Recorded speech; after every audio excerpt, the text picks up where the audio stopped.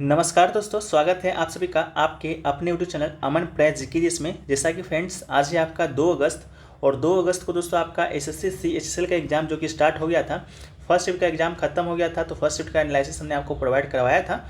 बाकी second shift का भी जो एग्ज़ाम है आपका समाप्त हो गया है। तो आज की इस वीडियो में देखेंगे कि सेकंड शिफ्ट में आपके जीके जीएस के पोर्शन से किस प्रकार के प्रश्न पूछे गए हैं। तो चलिए हम लोग वीडियो को स्टार्ट करते हैं।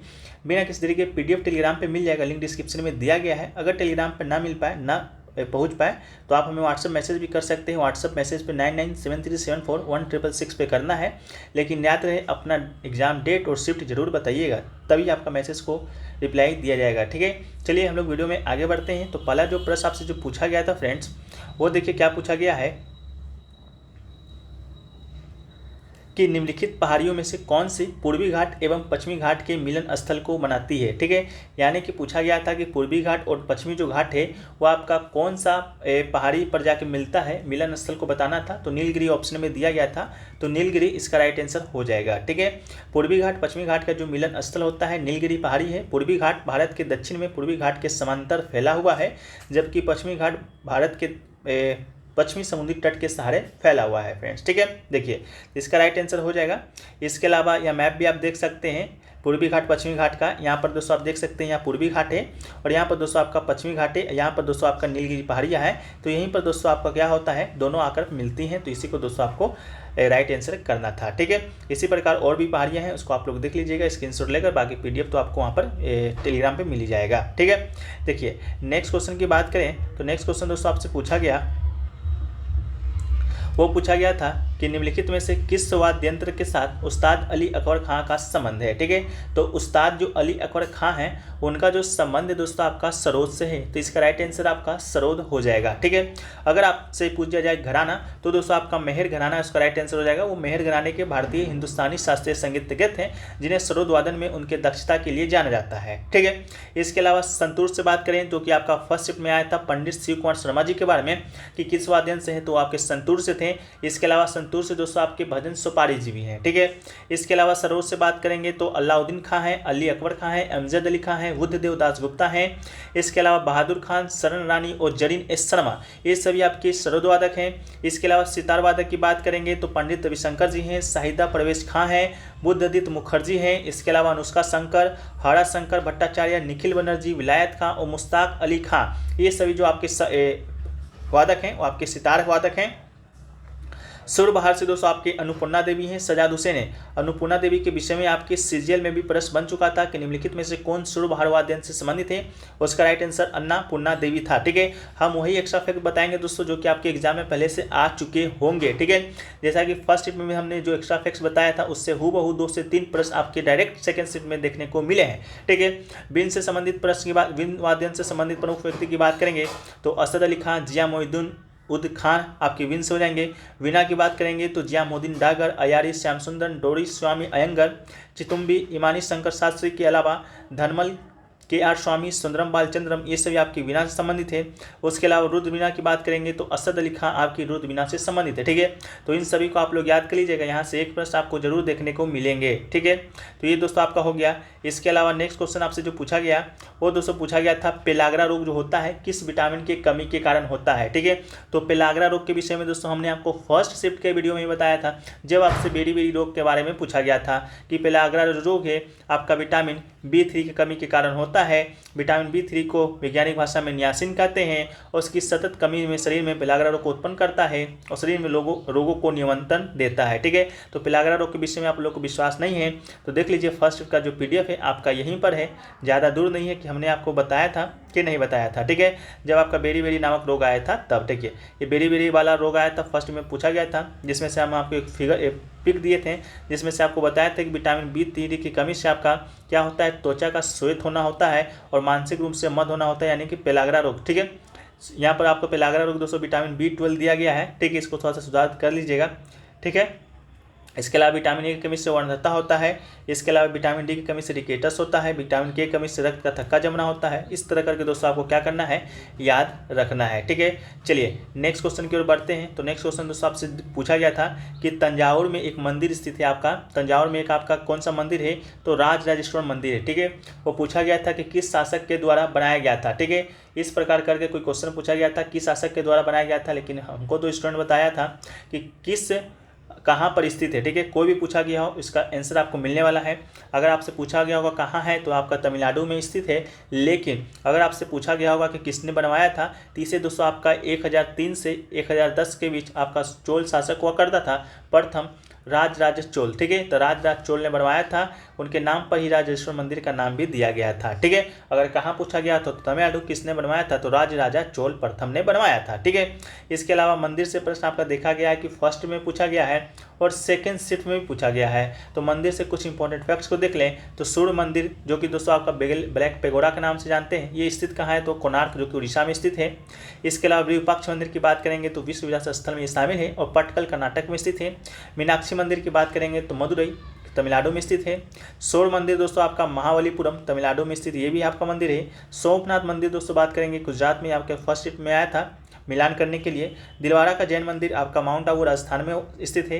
कामाख्या मंदिर दोस्तों आपका गुवाहाटी में है और आपका तिरुपति मंदिर दोस्तों आपका चित्तूर आंध्र प्रदेश में है। ठीक है, इसके अलावा नेक्स्ट क्वेश्चन पूछा गया कि मंजू भार्गवी हैं जो कि दोस्तों किस राज्य से संबंधित है। ठीक है, आपका शास्त्रीय नृत्य नहीं पूछा गया था, आपका पूछा गया था किस राज्य से संबंधित है। अगर राज्य पूछा गया होगा दोस्तों तो इसका राइट आंसर आपका आंध्र प्रदेश हो जाएगा। ठीक है, इनका जो जन्म है आपका दोस्तों आंध्र प्रदेश में हुआ था, लेकिन अगर शास्त्रीय नृत्य पूछा गया होगा तो आपका कुचिपुड़ी हो जाएगा। ठीक है, कुचिपुड़ी शास्त्रीय नृत्य से संबंधित है। आपका अगर जन्म स्थान पूछा होगा तो आंध्र प्रदेश, तो कुचिपुड़ी भी कहाँ का शास्त्रीय नृत्य है, तो ये भी आपका आंध्र प्रदेश का ही शास्त्रीय नृत्य है। ठीक है, इसके अलावा फुटबॉल पिच से संबंधित भी कुछ आपके प्रश्न बन देखने को मिला था।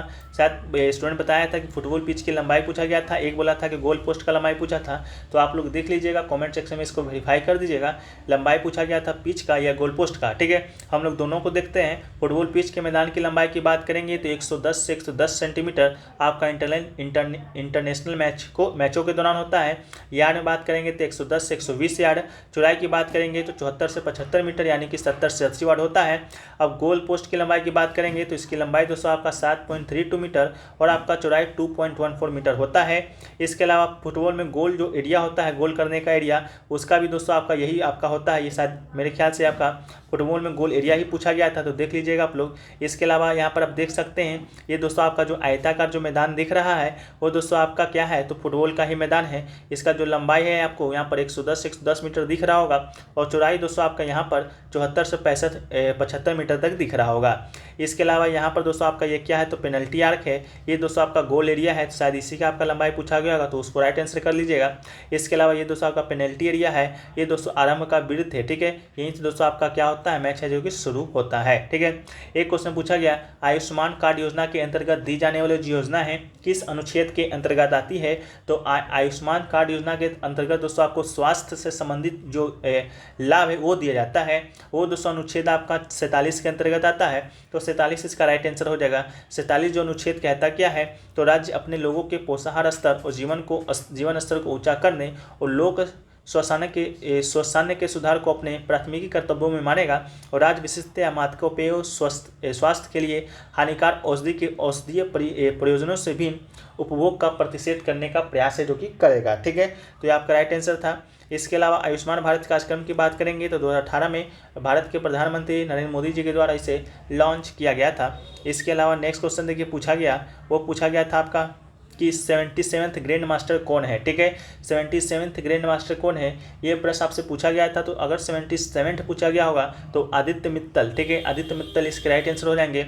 इसके अलावा अभी तक आपके परसेंट तक आपका भारत में 13वां ग्रैंड मास्टर तक बन चुके हैं। तो भारत के 13वां ग्रैंड मास्टर आपके आदित्य एस सावंत है। 78वां आपका कौस्तुभ चटर्जी है। 79 दोस्तों आपका एम परनेस है। ये 80वां आपका विघ्नेश है। 81वां आपका सायन दास है और 82वां आपका व्यू परिणीत है। ठीक है, इसको एक बार पढ़ लीजिएगा। इसके अलावा भारत के प्रथम ग्रैंड मास्टर की बात करेंगे, ये दोस्तों आपके विश्वनाथ आनंद जी हैं, इसको भी याद रख लीजिएगा। इसके अलावा नेक्स्ट क्वेश्चन आपसे जो पूछा गया कि बस्तर जो दशहरा है वो आपका कौन से राज्य में मनाया जाता है, ये आपका SSC सीजीएल में भी हूबहू क्वेश्चन पूछा गया था, जिसका राइट आंसर आपका छत्तीसगढ़ था और ये दुनिया का सबसे लंबा दशहरा उत्सव है। अगर नेक्स्ट में पूछ दिया जाए कि बस्तर जो दशहरा है कितने दिनों के लिए मनाया जाता है, तो इसका राइट आंसर 75 दिन हो जाएगा। ये 75 दिनों के लिए, जिसमें 13 दिन विभिन्न अनुष्ठानों के साथ मनाया जाता है, तो इसका राइट आंसर 75 हो जाएगा। इसके अलावा अगला क्वेश्चन पूछा गया कि स्वास्थ्य का अधिकार यानी कि राइट टू बिल विधेयक लाने वाला देश का पहला राज्य कौन है, तो इसका राइट आंसर आपका राजस्थान हो जाएगा। राजस्थान स्वास्थ्य का अधिकार विधेयक लाने वाला देश का क्या है, तो पहला राज्य है। इसके अलावा नेक्स्ट क्वेश्चन पूछा गया महात्मा गांधी रोजगार गारंटी के अंतर्गत कितने दिनों का रोजगार दिया जाता है, तो इसका राइट आंसर आपका 100 दिन हो जाएगा। ठीक है, महात्मा गांधी रोजगार गारंटी योजना को पहले आपका नरेगा के नाम से जाना जाता था, फिर 2009 में दोस्तों इसमें आपका महात्मा गांधी जी का नाम जोड़ दिया गया, तब से आपका मनरेगा के रूप में जाना जाता है। इसे आधिकारिक तौर पर 2 फरवरी 2006 को आपका लागू किया गया था, लेकिन अधिनियम कब आया था अगर ये पूछ दिया जाए तो 23 अगस्त 2005 को आपका ये अधिनियम जो कि आया था। नेक्स्ट क्वेश्चन है कि CRR है जो कि कौन निर्धारित करता है। अगर आपसे पूछा गया होगा CRR कौन निर्धारित करता है, तो भारत में जो नगद आरक्षित अनुपात होता है यानी कि कैश रिजर्व रेशियो, वो दोस्तों आपका CRR मौद्रिक नीति समीक्षा के दौरान RBI की 6 सदस्यीय मौद्रिक नीति समिति के द्वारा निर्धारित किया जाता है। लेकिन अगर आपसे पूछ दिया जाए कि CRR रखता बैंक जो है रखता किसके पास है, तो ये दोस्तों आपका RBI के पास रखता है। अब आप बोलिएगा CRR है क्या, तो दोस्तों CRR वो न्यूनतम राशि है जो कि दोस्तों आपका कोई भी बैंक, ठीक है, वाणिज्य बैंक, जितने भी आपके भारत में बैंक हैं सभी बैंक वाणिज्य बैंक ही हैं। ठीक है, तो वाणिज्य बैंक मान लीजिए SBI है, SBI को दोस्तों आपको CRR रखना है, मतलब कि एक न्यूनतम राशि है जो कि RBI बैंक के पास रखना है, वही दोस्तों आपका CRR होता है। निर्धारित आपका मौद्रिक समिति के नीति समिति द्वारा किया जाता है, आपका RBI के पास ये CRR रखा जाता है। नेक्स्ट क्वेश्चन पूछा गया कि बिस्मा इंटरनेशनल शतरंज का खिताब है जो कि किसने जीता है, तो अरविंद चिदम्बरम इसका आपका राइट आंसर हो जाएगा। ठीक है, नेक्स्ट क्वेश्चन पूछा गया कि यदि कोई व्यक्ति किसी एक अपराध के लिए अपराध कर दे तो वो दोबारा फिर से अपराध करता है तो उसे दोनों अपराध की सज़ा मिलती है, ये किस अनुच्छेद से संबंधित है। इस तरह का कोई आपका लैंग्वेज दिया गया था, जिसका राइट आंसर आपका अनुच्छेद 22 हो जाएगा। अनुच्छेद जो 22 है आपका कुछ मामलों में गिरफ्तारी और हिरासत से संरक्षण से संबंधित अनुच्छेद है, तो इसका राइट आंसर हो जाएगा। नेक्स्ट क्वेश्चन पूछा गया वुमेन वेट लिफ्टिंग में गोल्ड जीतने वाली प्रथम भारतीय महिला कौन थी। तो देखिए इसमें आपका स्टूडेंट तो बार बार हम पूछें कि कोई खेल का नाम दिया गया था क्या, तो स्टूडेंट बता नहीं पाए कि खेल का नाम था कि नहीं था। लेकिन अभी हाल ही में आपका राष्ट्रमंडल खेल 2022 हुआ है।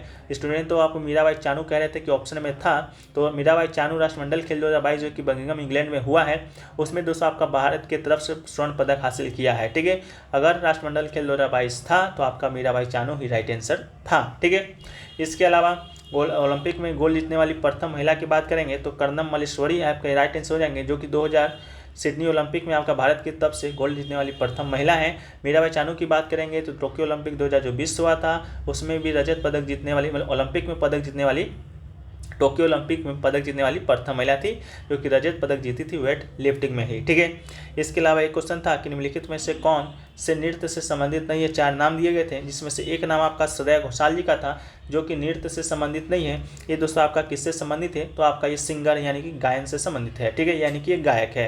तो ये सभी क्वेश्चन दोस्तों आपके आज के पूछे गए थे। एक क्वेश्चन पूछा गया कि सलवुड, सागौन और नीम और शीशम के लिए कितना रेन की आवश्यकता होता है, सेंटीमीटर वर्षा की आवश्यकता होता है। तो ये दोस्तों आपका उन क्षेत्रों में फैला होता है जहाँ पर 70 से 200 सेंटीमीटर के बीच वर्षा होती है, तो 70 से 200 सेंटीमीटर इसका राइट आंसर हो जाएगा। अगर आपसे पूछ दिया जाए किस प्रकार के वनों में ये सभी जो आपके प्रकार पाए जाते हैं, तो उष्णकटिबंधीय पर्णपाती वन में ये दोस्तों पाए जाते हैं। तो ये सभी जो क्वेश्चन दोस्तों आपके आज के सेकेंड शिफ्ट में पूछे गए थे, जो कि 100% रियल हैं। बाकी वीडियो आपको अच्छा लगा हो तो वीडियो को लाइक कर दीजिएगा। PDF टेलीग्राम पे मिल जाएगा, लिंक डिस्क्रिप्शन में दिया गया है। तो आशा करते हैं आप लोग वहाँ से ज्वाइन होकर वहाँ लाभ जरूर उठाइएगा PDF का, क्योंकि हर शिफ्ट में आपका 1 से 2 प्रश्न आपको उसी PDF से देखने को मिलते हैं। हम लोग नए वीडियो में, जब तक के लिए जय हिंद, जय भारत।